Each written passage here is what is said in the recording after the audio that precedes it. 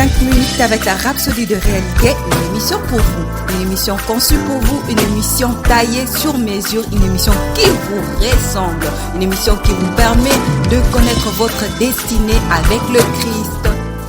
Bonjour à tous, bienvenue dans notre émission 5 minutes d'édification avec la Rhapsodie de réalité. Aujourd'hui, jeudi 3 octobre, pasteur nous enseigne sur le thème « Comprenez les règles de la prière ». Et notre verset d'ouverture est tiré dans le livre de Luc 18 au verset 1 qui dit « Jésus leur adressa une parabole pour montrer qu'il faut toujours prier et ne point se relâcher. » Dans le commentaire, pasteur dit « Pourquoi Dieu veut-il que nous prions toujours?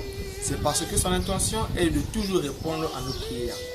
Cela devrait vous inciter à prier, à profiter du privilège et de l'occasion de la prière, qui est essentiellement une communication d'esprit à esprit de la communion divine.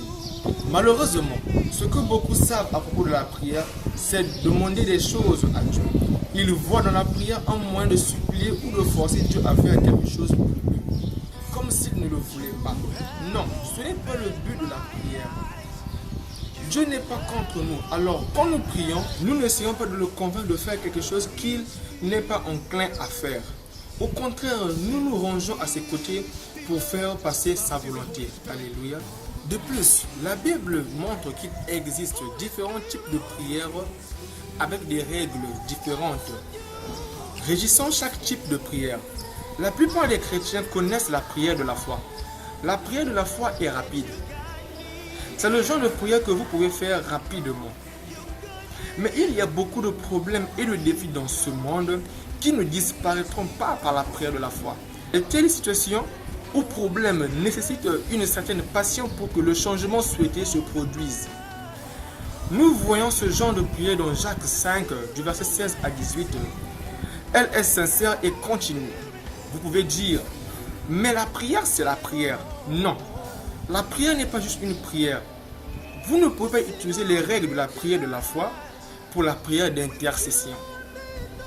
Cela ne marchera pas. C'est l'une des raisons pour lesquelles les gens n'ont pas de réponse à leur prière. Ils prient de la mauvaise manière à propos de leur situation. Si par exemple un joueur autre que le gardien de but de l'équipe se trouvant dans sa propre surface de réparation manipule délibérément le ballon en jeu, ce joueur sera pénalisé. L'arbitre n'y aura pas cette infraction car vous ne pouvez pas appliquer les règles du handball ou du basketball dans le football. Alléluia. Étudiez la parole pour savoir et appliquer les règles qu'il faut pour les différents types de prières et vous obtiendrez des résultats. Procurez-vous nos livres intitulés Comment prier efficacement et prier de la bonne manière pour en apprendre davantage sur les différents types de prières et les règles correspondantes. Cela enrichira votre vie de prière. Alléluia. La Rhapsodie est très édifiante parce que nous enseigne à comprendre les règles de la prière. Ici, il nous dit que la prière est importante, mais nous devons savoir quelles sont les règles qui régissent chaque type de prière. Prier avec la connaissance de ces règles pour mieux avoir les réponses à nos prières. Nous allons prendre quelques secondes pour mettre sur la parole.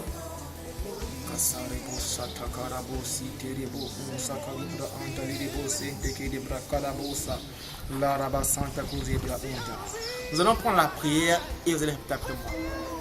Cher Père, je te remercie pour le privilège et l'opportunité de la prière. Je déclare que ta parole croît puissamment et prévaut dans le monde et que les actes, manœuvres, politiques et stratagèmes pervers de Satan sont frustrés. Même maintenant, j'affirme par le Saint-Esprit que la terre est en train d'être remplie de la connaissance de ta gloire. Comme les eaux couvrent la mer, au nom de Jésus. Amen. Les études approfondies sont dans les livres de Actes 4, du verset 24 à 31, Actes 12, du verset 1 à 5, et dans 1 Thessaloniciens 5, verset 17. Merci. Nous croyons que vous avez été bénis par ce message. Nous vous invitons à faire de Jésus-Christ le Seigneur de votre vie en disant cette prière. Seigneur Jésus, viens dans mon cœur et deviens le Seigneur de ma vie. je reçois la vie éternelle dans mon esprit. Et selon Romains 10, 9, si tu confesses de ta bouche le Seigneur Jésus, et si tu crois dans ton cœur que Dieu l'a ressuscité de mort, tu seras sauvé. Je déclare que je suis sauvé, je suis né de nouveau, je suis un enfant de Dieu.